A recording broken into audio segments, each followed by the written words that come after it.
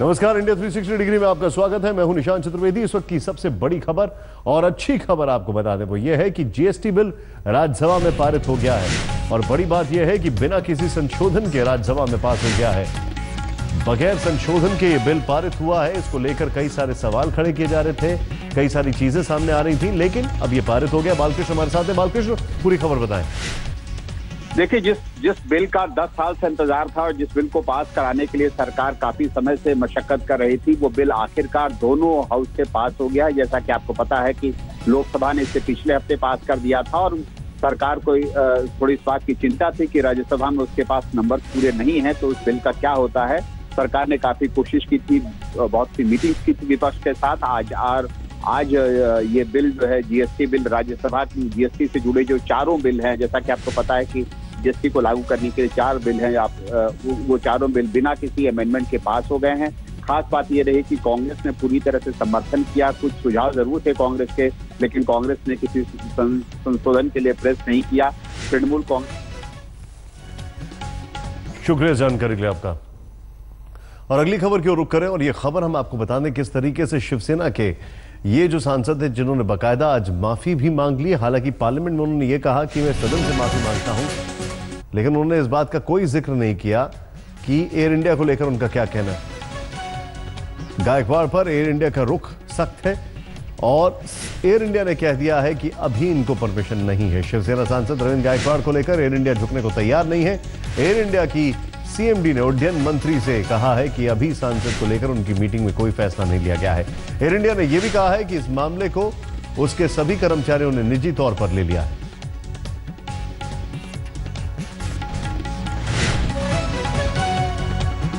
गायकवाड़ अफसोस जता चुके हैं और उसके बावजूद, लेकिन बड़ा सवाल यह है कि गायकवाड़ ने जो कुछ भी कहा है सदन के अंदर वो कितना सच है, कितना झूठ है या क्या क्या कहा है। सेना ने यहां तक कहा है कि अगर शिवसेना सांसद रविंद्र गायकवाड़ से एयरलाइंस कंपनियां सफर करने पर लगी पाबंदी नहीं हटाती है तो 10 अप्रैल को होने वाली एनडीए बैठक में वो अलवर में गौरक्षा के नाम पर गुंडागर्दी का मामला संसद में उठा। कांग्रेस ने सरकार को जमकर कोसा, लेकिन सरकार ने पूरे मामले को नकार दिया है।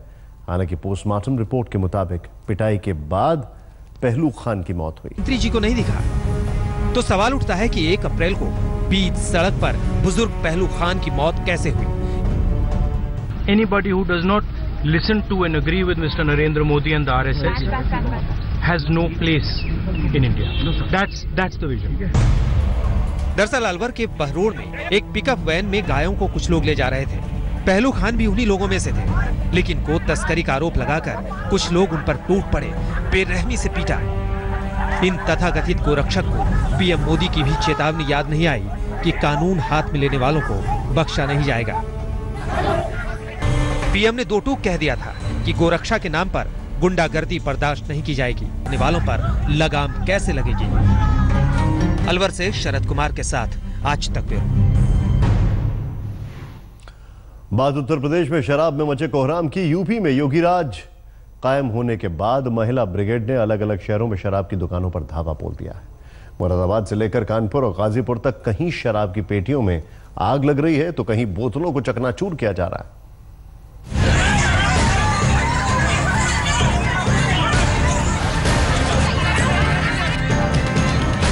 योगी युग में शराबबंदी की मांग अब चिंगारी से धधकती आग बन चुकी है। शराब की दुकानों को निशाना बनाना बदस्तूर है। शराब कारोबारियों पर नारी शक्ति भारी पड़ रही है। लखीमपुर खीरी, मुरादाबाद, वाराणसी, बुलंदशहर, कानपुर, हाथरस, इन तस्वीरों को देखिए। नशे के खिलाफ औरतों का संकल्प अब शराब कारोबारियों के साम्राज्य को बर्बाद करने पर तुला है। दुकानों में तोड़फोड़ से लाखों का नुकसान हो रहा है, लेकिन महिला ब्रिगेड ने ठान लिया है कि वो उत्तर प्रदेश में शराब पर पाबंदी लगवा कर मानेंगी। पूरे उत्तर प्रदेश के हर कोने से, चाहे वो लखीमपुर खीरी हो, मुरादाबाद हो, हाथरस हो या फिर कानपुर, शराब की दुकानों में कहीं आग लगी है तो कहीं शराब की बोतलों को चकनाचूर किया जा रहा है। यहाँ पर ये होता है कि शराब पी के लोग हंगामा करते हैं। मेरा सबसे बड़ा विरोध है कि यहाँ शराब की दुकान नहीं होनी चाहिए। आपके विरोध में यही है कि यहाँ से दारू हट जाए। यहाँ दारू नहीं पीना, ठिका नहीं रहने के चाहिए। प्रदर्शनकारी महिलाओं की मांग है कि जिस तरीके से देश के कई राज्यों में शराबबंदी लागू है, उसी तरीके से उत्तर प्रदेश में भी हलक से नीचे उतारने वाले इस नशे पर प्रतिबंध लगे। उन्हें उम्मीद है कि योगी काल में पति और परिवार को बचाने की मुहिम जरूर रंग लाएगी। आज तक ब्यूरो। बात इलाहाबाद की, जहां नगर निगम में सदन की बैठक में वंदे मातरम की शुरुआत होने पर हंगामा हो गया। वंदे मातरम के गान से कुछ सभासद भड़क गए और इसका विरोध करने लगे। कई सभासद तो सदन से उठकर चले भी गए। इन लोगों का कहना है कि पहले ऐसा नहीं था, लेकिन जब से बीजेपी की सरकार बनी है तभी से ये नई प्रथा थोपी जा रही है। नगर निगम में मेयर ने कहा कि सदन के शुरू होने पर वंदे मातरम गाया जाए। इस बात पर कुछ पार्षद भड़क गए और इसका विरोध करने लगे।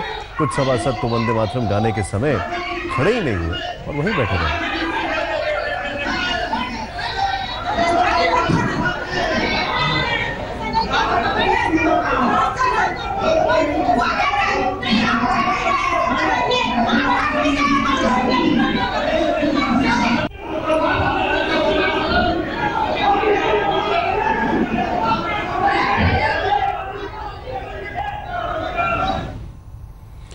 बाबरी मस्जिद विध्वंस केस में सुप्रीम कोर्ट ने सुनवाई के बाद फैसला सुरक्षित रखा है। खबर यह है कि सीबीआई ने आडवाणी समेत उमा भारती के खिलाफ आपराधिक साजिश का ट्रायल करने की अपील की है। हालांकि इनके वकील ने भी कहा है कि अगर सबूत है तो फिर वो भी तैयार।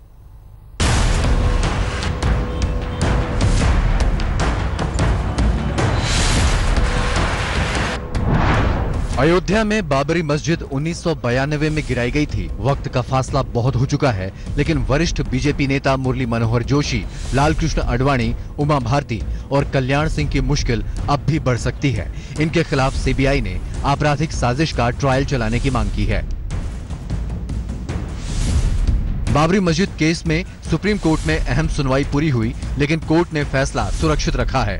सुनवाई के दौरान सीबीआई और बीजेपी नेताओं के वकीलों में जमकर बहस हुई। लालकृष्ण आडवाणी, उमा भारती, मुरली मनोहर जोशी और कल्याण सिंह के वकील वेणुगोपाल ने कोर्ट में कहा है कि अगर सीबीआई सबूत पेश करती है तो वो आपराधिक साजिश के आरोपों का सामना करने को तैयार हैं। वहीं सीबीआई के वकील ने कहा कि रायबरेली और लखनऊ दोनों मामलों में ज्वाइंट ट्रायल होना चाहिए, लेकिन इसका आडवाणी के वकील ने विरोध किया। सुप्रीम कोर्ट ने सभी पक्षों से लिखित में अपनी बात देने को कहा है। ये भी कहा है कि हम इस मामले को रायबरेली से लखनऊ ट्रांसफर कर सकते हैं। सीबीआई का कंटेंशन ये था कि 120B के चार्जेस जो हैं क्रिमिनल कॉन्स्पिरेसी के, जो 14 एक्यूज्ड जो हैं जिनके खिलाफ कहीं कोई चार्जेस नहीं चल रहे हैं, और जो 8 एक्यूज्ड हैं जो रायबरेली में चल रहे हैं, वो ultimately they all have to face charges under 120B। Supreme Court ने कहा कि वो बाबरी मस्जिद विध्वंस केस को निपटाने के लिए 2 साल तक का वक्त देने का निर्देश दे सकती है। हालांकि वो बात की बात है, लेकिन उससे पहले अगर आपराधिक साजिश का ट्रायल आडवाणी और दूसरे बड़े बीजेपी नेताओं के खिलाफ शुरू होता है तो फिर इनकी मुसीबत बढ़ सकती है। मामले में अगर सुप्रीम कोर्ट जॉइंट ट्रायल का आदेश देता है तो एलके आडवाणी समेत बाकी के बीजेपी नेताओं पर न सिर्फ भड़काऊ भाषण के तहत मुकदमा चलेगा, बल्कि आपराधिक साजिश के तहत भी मुकदमा चलाया जाएगा। फैसला जल्द आने की उम्मीद है, क्योंकि सुप्रीम कोर्ट इस मामले में टिप्पणी कर चुका है कि पहले ही बहुत ज्यादा देरी हो चुकी है। कैमरामैन जैनेंद्र के साथ अहमद अजीम, दिल्ली, आज तक। सीएम योगी आदित्यनाथ की लोकप्रियता अब बिहार के सीमांचल में भी दस्तक देने लगी है। पूर्णिया के एक अति पिछड़े गांव का नामकरण योगी जी के नाम पर कर दिया गया है और उसके पीछे गांव वालों के अपने तर्क हैं।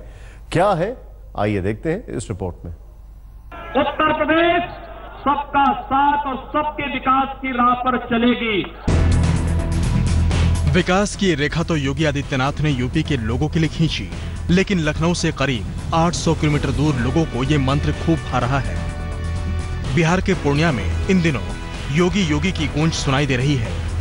पूर्णिया के केलाबाड़ी गांव का नाम बदल दिया गया है और अब ये गांव योगी आदित्यनाथ के नाम से मशहूर हो गया है। एक समाज सेवी ने इस गांव को गोद लेकर नया नामकरण किया है।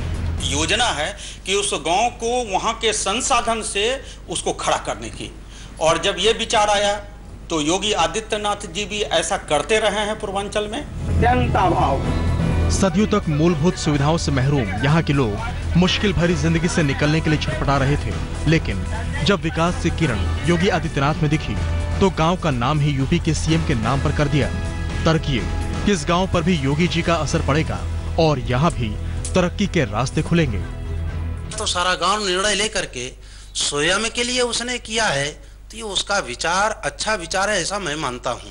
अब गांव के नाम के परिवर्तन का विषय है और पॉलिटिकल एंगल से देखने का विषय है, तो कोई कुछ देखता है वो एक अलग विषय है। आज भी पूर्णिया के कई इलाके ऐसे हैं जहां विकास की रोशनी नहीं पहुंची है। ऐसे में केलाबाड़ी गांव, माफ कीजिएगा, योगी आदित्यनाथ गांव की जनता और समाज सेवी ने जो कदम उठाया है उसकी जमकर तारीफ हो रही है। संतोष नायक, पूर्णिया, आज तक। और अब बात कुदरत के बिगड़े मिजाज की। जम्मू कश्मीर, हिमाचल और उत्तराखंड में निचले इलाकों में बारिश से भीग रहे हैं तो ऊंचाई वाले क्षेत्रों में जमकर बर्फबारी हो रही है। कश्मीर के श्रीनगर, सोपोर, बारामूला में बर्फ गिरी है तो हिमाचल के केलोंग और उत्तराखंड के औली और बद्रीनाथ में धरती सफेद हो गई है। उत्तराखंड के बद्रीनाथ और केदारनाथ में यूं तो तापमान 0 से नीचे चला गया। जम्मू कश्मीर के कई इलाकों में मूसलाधार बारिश से जनजीवन अस्त व्यस्त हो गया है। श्रीनगर समेत कई इलाकों में इसका असर साफ साफ दिख रहा है। कई नदियां उफान पर भी हैं।